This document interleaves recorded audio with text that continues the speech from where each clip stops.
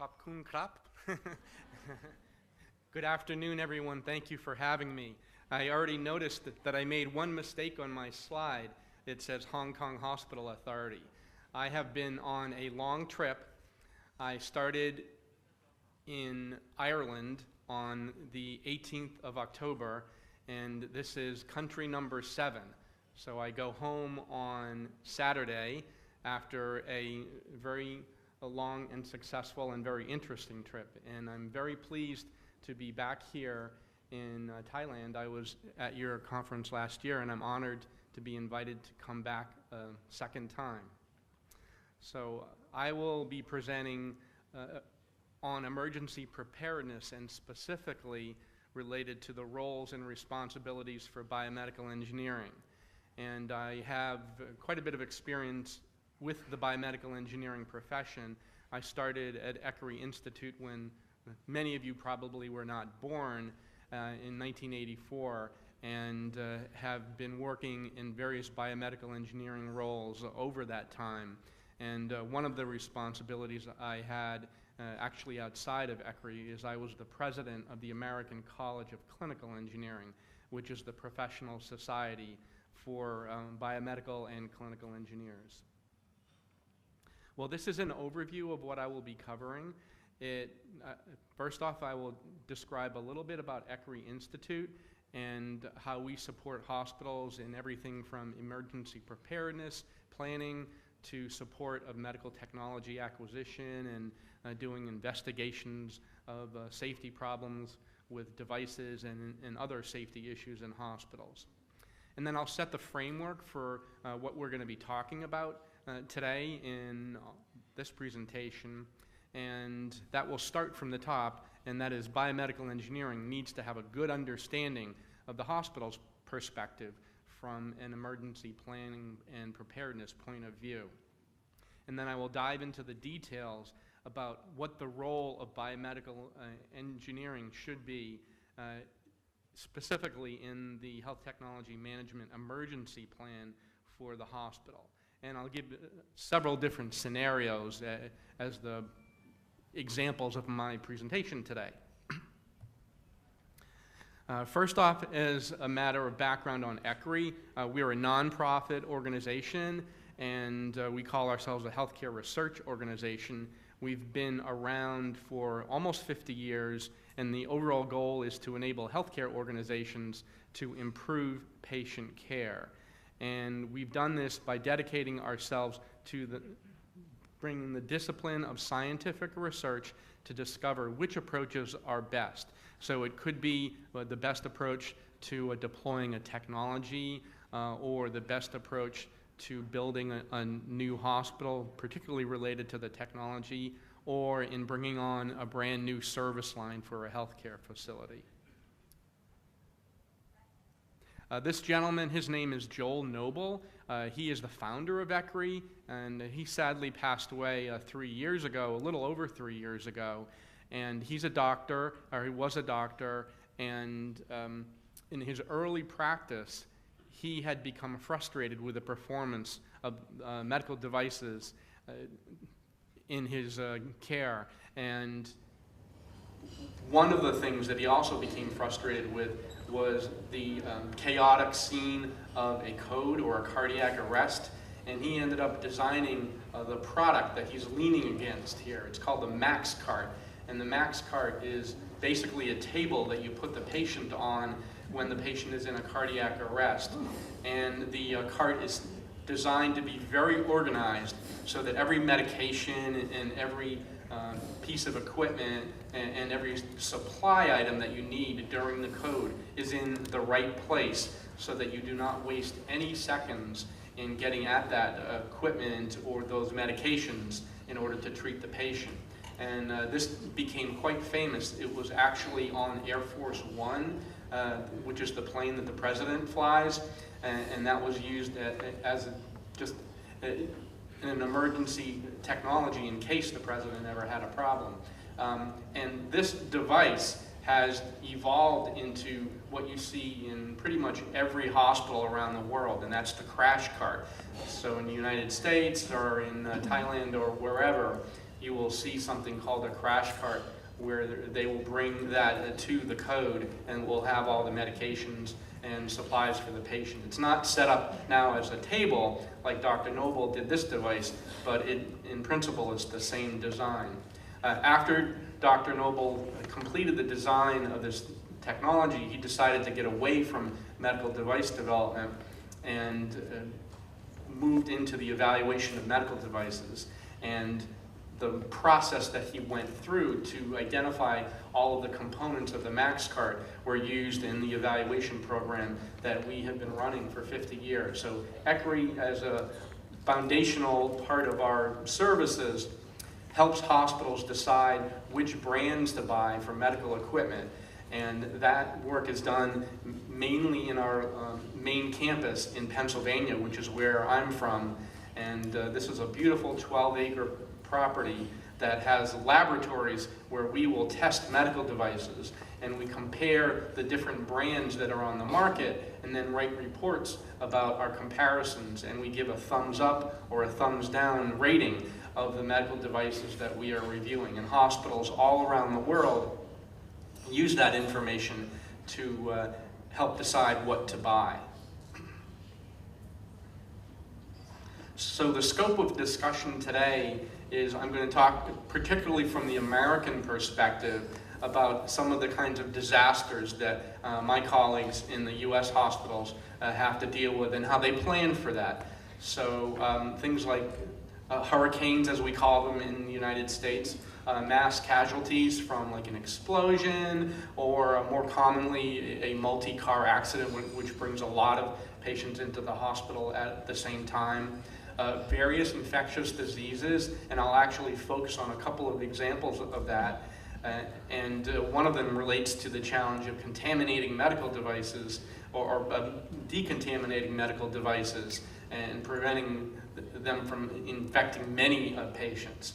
I'll talk about an area that we have a lot of experience with investigating that you often don't think about very much, and that's surgical fires. And then loss of power and some of the flooding that goes along with things like hurricanes, and also some of the structural damage that hospitals have to deal with, particularly with a hurricane or a major weather event. So I'd like to start off talking about a colleague of mine who had worked at Texas Children's Hospital in Houston, Texas. His name is Yadin David, and he was the head of the biomedical engineering department there for 25 years. And if you followed the news recently about the hurricanes in the United States, the first one that came through, the first major one that came through in the U.S. caused very large amounts of flooding in the Houston area. And Yadin David, in his role as the head of clinical engineering, had similar experiences with a tropical storm back in 2001. And that storm, for a period of time, left 30,000 residents in the Houston area homeless. Houston is a pretty flat area, and it just does not do a good job of soaking up the rain that comes from these large storms. And Allison was one that lingered for a long time right over the region, and it caused major flooding. And unfortunately for Yadin and his colleagues, the biomedical engineering department was located in the basement of the hospital, and the hospital had been aware of the concern with flooding and had previously installed sub-basement watertight doors. And unfortunately, at the time of this storm, it's not really clear what happened, but the doors were either not closed in time or there was some malfunction with the doors. So the doors were supposed to prevent the water from coming in, but it did not work. And it turned out that the hospital generators down at the lower level of the facility, along with the biomedical engineering department, were totally flooded out, and practically from floor to ceiling. So I visited that hospital about a year or so after the flooding happened, and this is a photograph of one of the staff in the biomedical engineering department. So he's showing just in one place the high water mark in the basement area. And fortunately, after the fact, for the biomedical engineering department, they were able to totally renovate their biomedical engineering department. And guess where they did not put the new biomedical engineering department? They did not put it in the basement. It was up on the 6th floor, and it was a beautiful facility. And I've been to a lot of hospitals around the world, and most of the time I will visit the biomedical engineering department.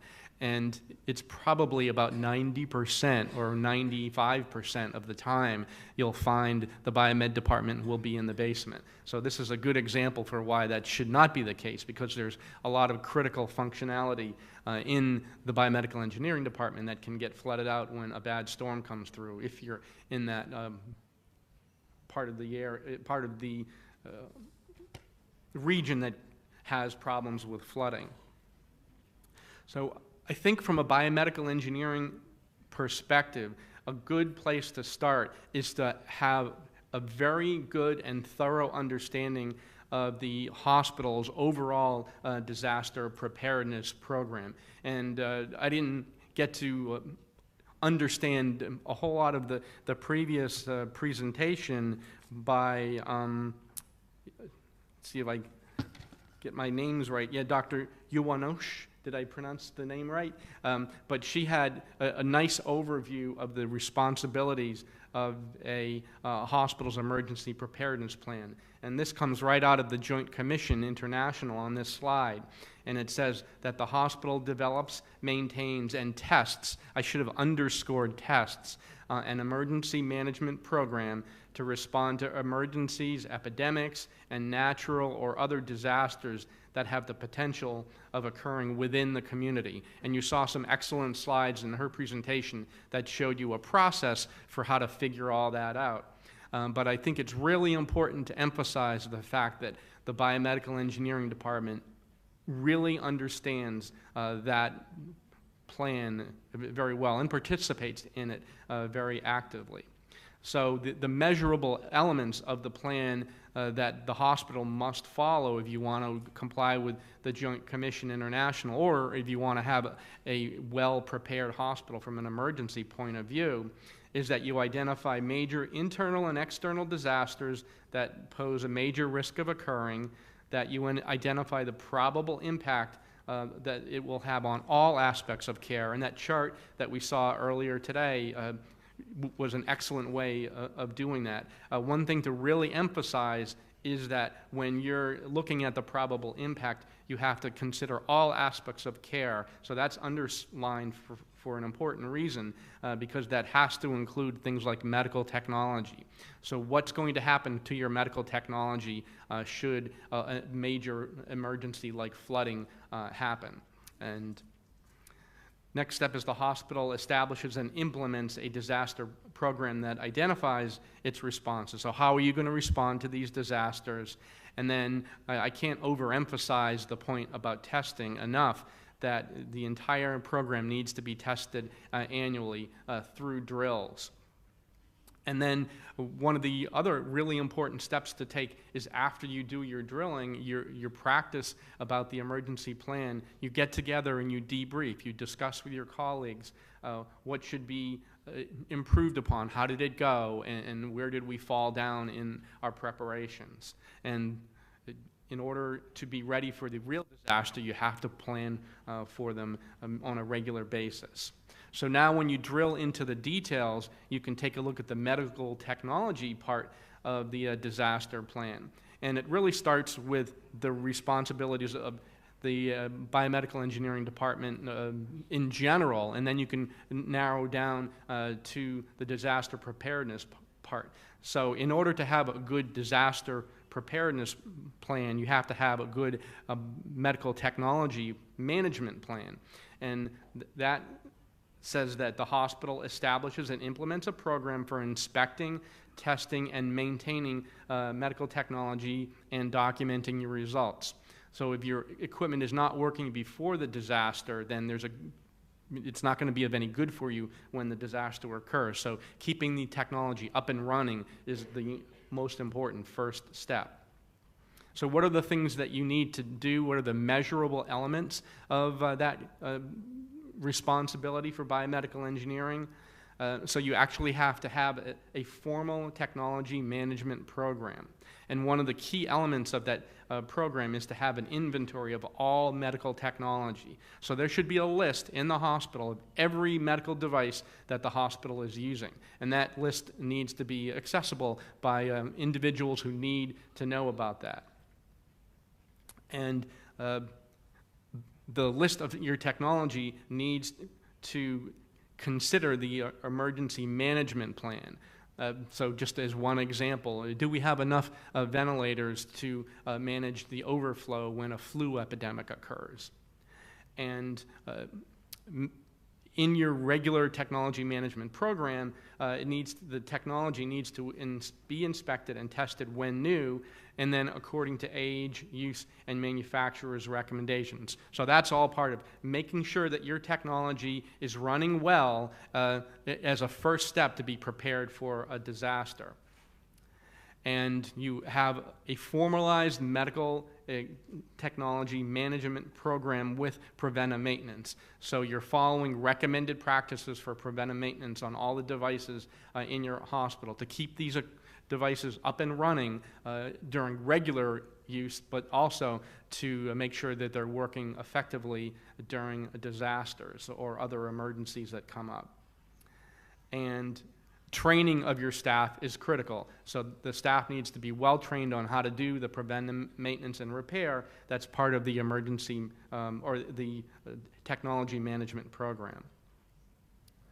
So with the inventory part of the emergency plan, you need to know your inventory, have up-to-date model and manufacturer-specific information, and then know where the devices are. Many hospitals in the United States are starting to use RFID or radio frequency identification and other technologies to keep track of the locations of their devices. And if that's not practical, then there should, at minimum, be a simple list within your medical device inventory of what departments those equipment are located in. And then take a close look at what your overflow demands will be in an emergency that might come up, whether it's related to flooding or a major power outage or things like that. And in the United States, it's common for the hospitals to have arrangements with rental agencies, and they will most often deploy those rental agencies during the flu season. And in America, we're starting to begin the flu season, and the census or the number of patients that are in the hospital is at the max or sometimes over the max when the flu season is going on. And they usually don't have enough ventilators and infusion pumps, sometimes even patient beds, to handle that overflow. So the hospitals will arrange for rental agencies to provide the equipment on a rental basis during that overflow. And you can have they have similar arrangements to deal with more serious disasters that might come up, like with the flooding that happened in Houston. And the other thing that they're doing is they're setting up arrangements with nearby hospitals. So it's essentially a sharing program. And the closest hospital will agree to provide loaner ventilators or ambu bags or infusion pumps or whatever technology is anticipated to be needed during the disasters. And part of the emergency management plan needs to consider the movement of medical devices should something like flooding happen within the institution. Part of the planning for the biomedical engineering department in dealing with future disasters is who do you communicate with? So one of the things that is going on a regular basis in the hospital is work order and repair requests. And if you have a power outage situation, what's the backup plan for how the clinical departments will be communicating with the biomedical engineering about the need for repair or extra equipment? Most of the hospitals in the United States, probably, if I was to guess, all of them have an electronic work order system. So the nurses are now submitting a request via an electronic system that says the ventilator on the 5th floor of the hospital is not delivering enough gas and needs to be repaired. And so that work order will go to the biomedical engineering department, and they will assign that to an individual who will go out and figure out what needs to be done. So having good backup for any electronic systems is a critical part of the emergency management plan for the biomedical engineering department. Ahead of time, having an arrangement set up for the delivery of emergency equipment and supplies, for example, from the storage areas or from a lending hospital. And then many times the biomedical engineering staff will help with patient care. In the hospitals in Houston and also in Florida during the recent flooding in the United States, or from the recent hurricanes in the United States that had flooding, they enlisted the biomedical engineering department to help with evacuation or moving patients from point A to point B. The biomedical engineering staff in the hospital needs to know what their responsibilities are during the disasters that are written up in the emergency plan. So who needs to come in to work? What's the schedule for those individuals? What are their responsibilities during the emergency? Having a good list of where people live and who are the closest individuals is extremely helpful. And then, basic thing like if we have a situation like a disaster, how will those staff be compensated? They need to understand how they'll be compensated, that is, how they will be paid, and the administration needs to have a budget for how to deal with that should they need to bring on extra staff during an emergency. And then where do we go if we just don't have room in our hospital? Do we have arrangements with other facilities, and is there enough equipment at those other facilities to address the planned overflow? And what kind of technologies are you going to be using to communicate with the various clinical departments and between the department members in biomedical engineering? And the hospitals in the United States are finding that some of the social media tools are working quite well for them through their cell phones when they have cell phone coverage. So Twitter is one way to communicate between staff in the biomedical engineering department, and it also can be used as a general information source with the community. I mentioned Yadin David earlier, and he's the gentleman from Houston who was running the biomedical engineering department during that Allison storm. And a real basic thing that he talked about in an article about that storm was to get a whiteboard. So it's a low-tech solution, and Dr. David said that it's one of the most important and least expensive investments that a health technology management department can make. You can make use of it anytime, but during a disaster, it's particularly helpful. So you don't know if your computers will work during a disaster. You should have a very large area to keep track of who is on staff, what their tasks are, where they are, where are they going to sleep, what kind of food are you providing to them, and so forth. So having it written down and having a methodology for using that whiteboard should be written into your emergency plan for the biomedical engineering department. So the biomedical engineering department needs to develop a formalized emergency management plan that is synchronized with the hospital's emergency management plan.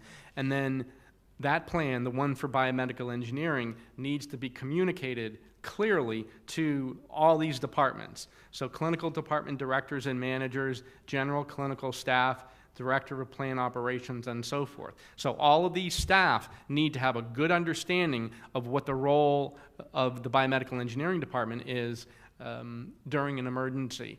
And they should have an opportunity to review the plan well ahead of time in case the biomedical engineering department and the other departments are not on the same page. So sharing this information, reviewing it, and then resharing it when it's updated is really critical part of the responsibilities for biomedical engineering.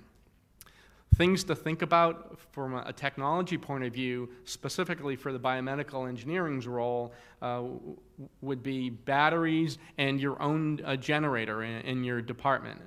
That is a backup generator. Enough flashlights with batteries to support those flashlights. Walkie-talkies or other communication aids. Does the biomedical engineering department need to arrange for the backup medical devices? So ventilators, infusion pumps, patient monitors, and dialysis is a big deal. We hear about big challenges with dialysis with some of these storms, and patients can't go without their dialysis. And making sure that you have a good backup for this technology, particularly if it gets flooded out. And that happened quite a bit in Florida during the recent Iris storm that came through a couple of months ago. And do you have uninterruptible power systems, for example, for your the way that you're going to communicate throughout the hospital? And then I've been talking quite a bit about flooding and other weather-related disasters, but there are infectious disease outbreaks and other problems where the staff, that is the biomedical engineering staff, will need to gown up when they go to the patient floors or to work on equipment that may have been exposed to a patient who had an infectious disease. So they should have their own personal protective equipment on hand to deal with that situation.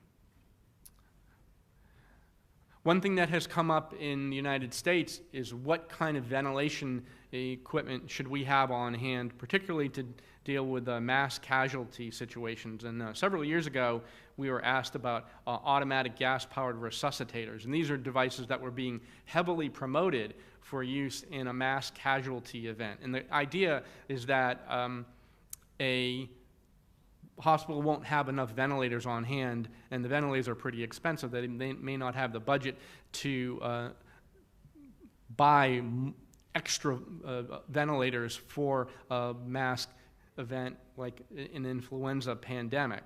So hospitals were starting to consider stockpiling these automatic gas resuscitators because they're cheaper, they're fairly small, and they're easily stored. So many patients with an influenza pandemic will require ventilator support. And like I said, stockpiling a large number of mechanical ventilators is just a costly endeavor and probably not practical. And so hospitals were looking at these ACPRs as a good alternative. And the ECRI decided to look into this to see whether or not hospitals were actually spending their money wisely on this technology. That's kind of the methodology that we use, where we take an evidence-based approach to review a technology that hospitals are considering, and then we provide objective and non-biased advice on whether or not hospitals should be buying this stuff. And the bottom line, based on an analysis that ECRI did, was that these automatic gas-powered resuscitators cannot provide the level of respiratory support needed for the critically ill patients that you would have to use them on in one of these influenza pandemics. So we actually said in a recommendation in our publications, do not spend your money on the automatic gas-powered resuscitators. So why do they not serve the purpose for that application? Why was it a waste of money? They require a separate compressed gas source, so that's not a practical thing to deploy in a mass casualty. None of the recently evaluated devices provide all of the three features that are essential to ventilating most mass casualty critical care patients. So you're going to end up using these on patients, and they really just won't be effective. And they were missing either one or a combination of tidal volume, respiratory rate, or PEEP. And most of the models that are on the market are pressure controlled. And they also don't have critical alarms. So they kind of don't meet most of the criteria for a critical care patient, even in a mass casualty event. So we said, just save your money and don't stockpile this technology. One of the other important things, and I've said this already multiple times, is practice with your emergency plan. And so starting off, it's important for biomedical engineering to actively participate in hospital-wide emergency drills. And then the biomedical engineering department needs to conduct its own independent drilling of its own plan. And you're testing key elements of your emergency plan and doing simulations, ideally in collaboration with clinical colleagues, to help test out the entire plan. And you need to do it on a regular basis, and at least once a year is recommended. And then record the results of your drills, and then note improvement ideas for the next time that you go and update your emergency plan. And then communicate back to the leadership and other people within the hospital about how well your drilling went in the biomedical engineering program. I can't emphasize enough the importance of having just basic checklists. So part of your emergency plan should have a to-do list of all the things that are critical for biomedical engineering department. So you don't have to remember things. You just pull that document out of electronic files, and if your computers are not working, you should have paper backups for these checklists. The US FDA has provided some good recommendations. So if you're involved in developing an emergency management plan specific to your medical technology, this is a good source to go to. So there's a link on this slide with some of the examples from the US FDA to help hospitals be better prepared to deal with emergencies. So basic things like keep the equipment dry, have a good plan for life-saving devices on what to do if the power goes out. So do you have backup generators to support that technology? Gas-based lighting can be very dangerous from a fire safety point of view, so use battery rather than gas-based lighting as much as possible.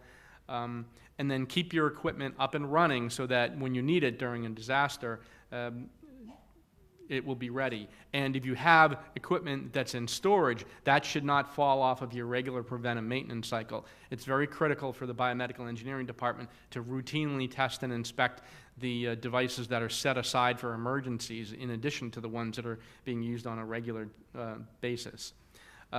Look for damage to power cords, and particularly if there's a water-related event, identify any moisture that may have gotten inside the components of things like power cords or other electronic medical devices. And then only use devices in well-lit areas if that's a practical thing to do.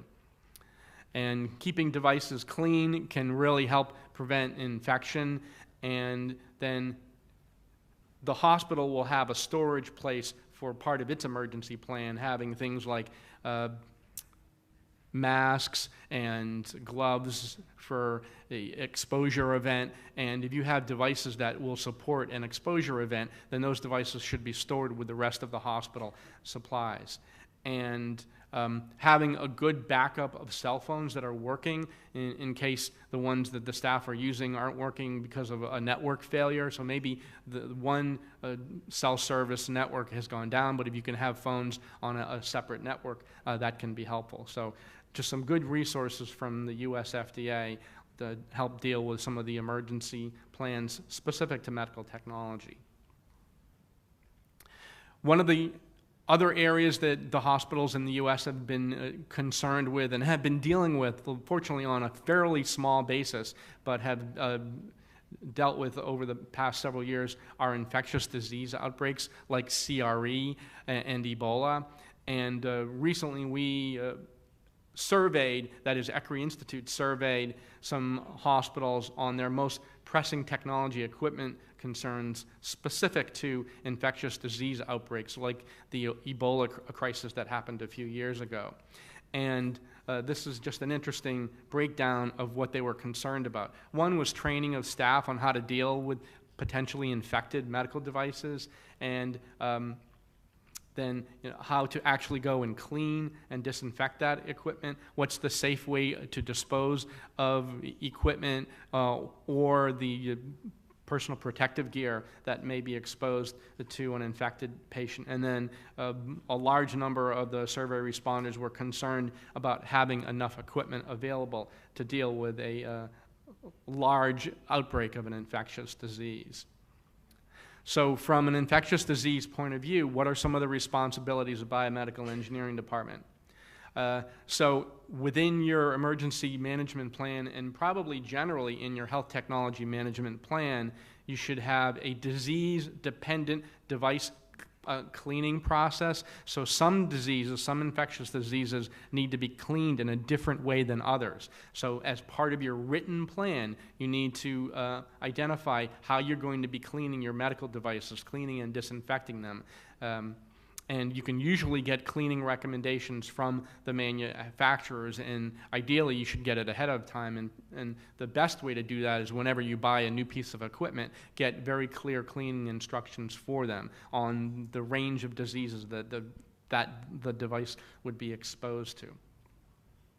As much as possible, minimize the exposure of the equipment to the infectious agents, so draping them or covering them with plastic sheeting can be particularly helpful. And then devices that are exposed to patient blood need very special attention, and dialysis is probably the best example. And when you're examining these devices after they've been exposed to a patient with serious infectious disease, take a close look at signs of leakage of blood, and then you have to follow your universal precautions and maybe even totally gown up when working on those devices.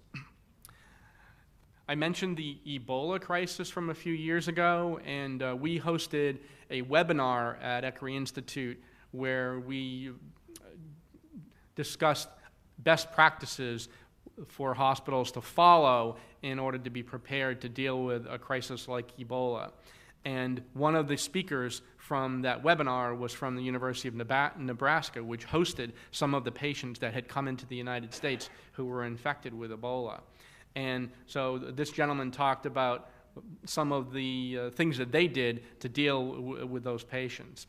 And so they had a room with negative airflow with greater than 15 air exchanges per hour. They had a HEPA filtration system going or between the outside and the room.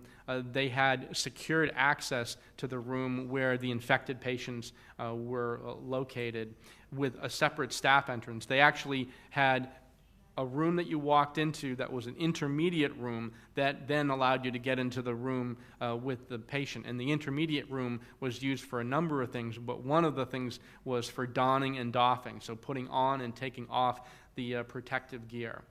There was a staff decontamination shower built into this area, and then a pass-through sterilizer to disinfect materials that were leaving the unit. So if an item came out of the room, there was a sterilizer in that intermediate room before the device could go into the general the general population of the hospital.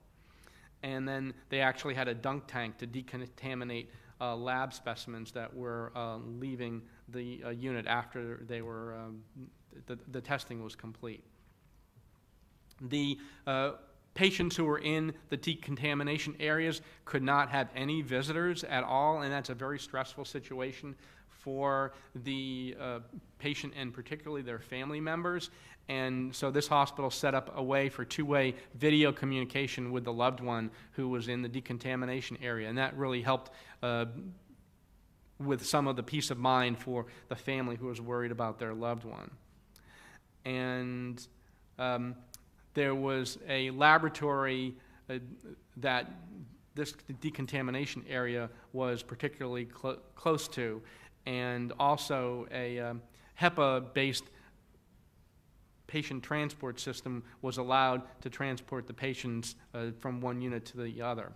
The biomedical engineering department created a list of the devices that they would be responsible for in this area, and I'm not going to go through this full list, but you'll see this on the slides after the presentation. But just as a couple of examples, a suction unit with a wall-mounted regulator, a monitoring device that had multiple parameters including pulse oximetry and ECG and so forth, So all of the equipment that's on this list was under the responsibility for the biomedical engineering department to provide and then also to decontaminate after the event was over.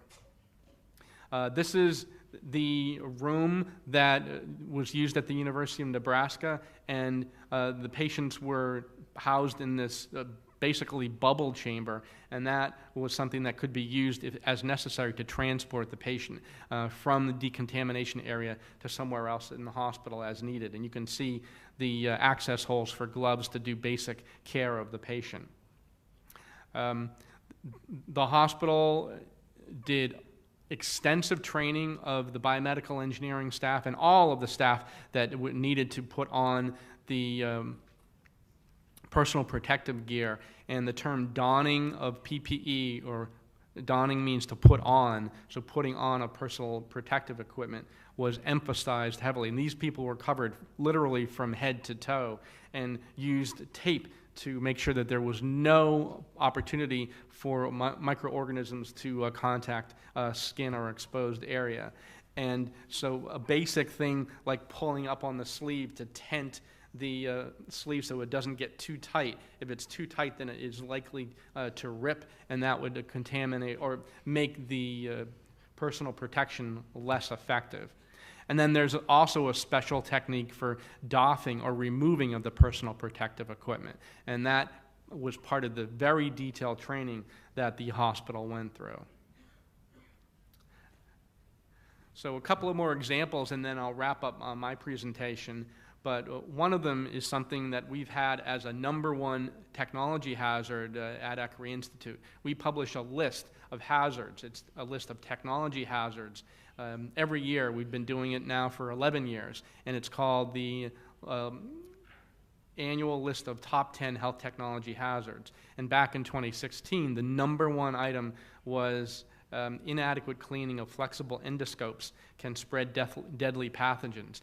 And you can end up having one or multiple endoscopes contaminating 1, 2, 3, 400 or more patients. If you look on the internet, you can find stories of hospitals that have had to communicate with as many as 500 or even 1,000 patients to tell them that they treated them with an endoscope, and the endoscope turned out to have a pathogen in it that may have contaminated the patients. So the people in the risk management department had to call every one of these patients and ask them to come back to the hospital to be tested to make sure they didn't have a disease that was transmitted from their endoscopes. So part of the problem is the basically faulty design of some of the endoscopes on the market. Then they have very small areas that the microorganisms can essentially hide in, and it's really hard to remove those microorganisms, and they can pass from patient 1 to patient 2 and cause these outbreaks. And CRE is one of the most recent outbreak concerns where in several hospitals multiple patients were believed to have been killed from the cross-contamination. So this comes right out of the report on our top 10 list, and it describes how the failure to adequately reprocess contaminated endoscopes can lead to the spread of deadly pathogens. And if you don't do a really good job of pre-cleaning or sterilization, then the risks are greater with this cross-contamination. And as I said, a series of CRE and duodenoscope-related deaths raised the profile of a long-standing problem. So we provided recommendations in our report to emphasize to all personnel that inattention to cleaning can lead to deadly infections. We suggested that hospitals assess their reprocessing programs to look for any factors that could be improved upon, and then look at the competency of staff to make sure that they understand the right way to disinfect or clean and then disinfect and or sterilize their scopes. And then probably the most important things that can be done is, at least in the United States, we've seen that the volume of patients going through endoscopy suites has been too high, so the staff in reprocessing feel like they're rushing and they don't have enough time to do effective cleaning and then disinfection. And so it's really important to give them enough time to expose these scopes to the right amount of a disinfecting agent over the right amount of time. So why did I present these slides? Well, from a biomedical engineering point of view, there are a lot of key responsibilities. And one is the biomedical engineering department needs to be very involved in supporting the selection of well-designed and easy-to-clean endoscopes. And then along with that, they need to support the selection of compatible endoscope reprocessors and confirm that the endoscope reprocessors are specifically designed to disinfect the scopes that you have or you plan to have in your hospital. And then keep an eye out for any risks, that is hazards or recalls that may come about related to endoscope infections. ECRI has published quite a bit on this over the years, and we're a good source to monitor for these kinds of problems. And sometimes these problems crop up unexpectedly. So monitoring for databases of hazards or recalls is really important to keep the risk of infection down. And then work closely with endoscopy staff to make sure that the reprocessing people are following appropriate procedures. And then biomedical engineering should be involved in investigating any infections that may occur or suspected infections that may occur. And then another thing that biomedical engineering can do is contribute to the development of patient communications about that problem. So if you have an infection, you may need to communicate to patients about what was going on in a transparent way, and biomedical engineering can be helpful in doing that. So these are just some of the steps that can be used, or the elements, I guess, that should be looked at when doing an investigation related to an infection problem. So I just want to wrap up my talk with one more example, and this is related to what you were hearing about earlier, but this is more specific. So before you were hearing about general fires in a hospital, and I'm going to talk really briefly about surgical fires. So ECRI has investigated more surgical fires than any organization anywhere, and we are doing maybe as many as 50 surgical fire investigations per year. It comes up on a regular basis. And it can happen like this. So you have a surgeon who's using a laser, and the laser has a foot switch. And so the surgeon pushes on the foot switch without realizing it. And you can see, it's a little hard to see in the slide here, but the device is on and the surgeon doesn't know it, and the beam of the laser is zapping into the drapes, and the drape starts catching fire, and then poof. And we've investigated examples of this kind of problem where you have a pretty large flame causing a serious problem, and a lot of things can go into making this worse for the patient and staff and everything else. And this is just a cute cartoon to show what can happen. And we actually investigated many years ago a surgical fire like the one that I was just describing, where the fire became so significant because of a mixture of the ignition source, that is the laser, and then oxygen, that the room just became this little inferno, and it filled up with smoke. And the thing that I always remember about the description of that fire is the staff thought that the power went out. That's how quickly it got dark in the room. They didn't realize at first that it was from smoke. They just thought the lights went out, but it was from smoke filling up the room. So if you have a surgical fire, it's going to happen with the combination of this. So a heat source, oxidizer, and a fuel. The fuel would be the drapes.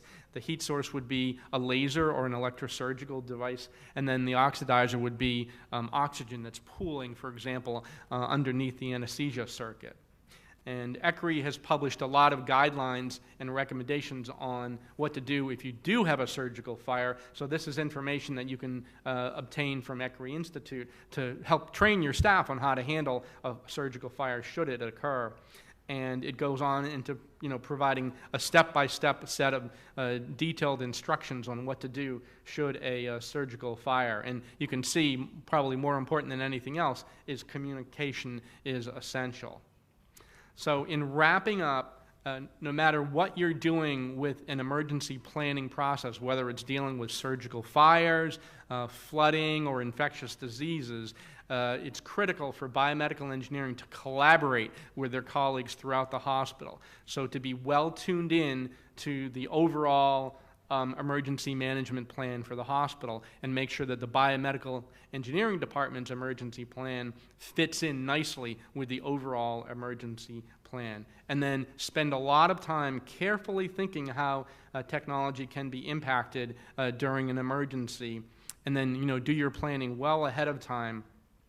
And there are a lot of examples, that is, lessons learned from other hospitals who have experienced emergencies, whether it's in Thailand or the United States or other parts of the world. And there's plenty of research out there to give you ideas on how to develop your own emergency plan specific to biomedical engineering. And you heard me talk about this at the beginning, and I emphasized it in the middle, and then I'll emphasize it at the end in wrapping up, and that is practice, practice, practice. So develop your plan, and then test it out, and then test it on a regular basis, and make sure everybody in the department is involved in that program.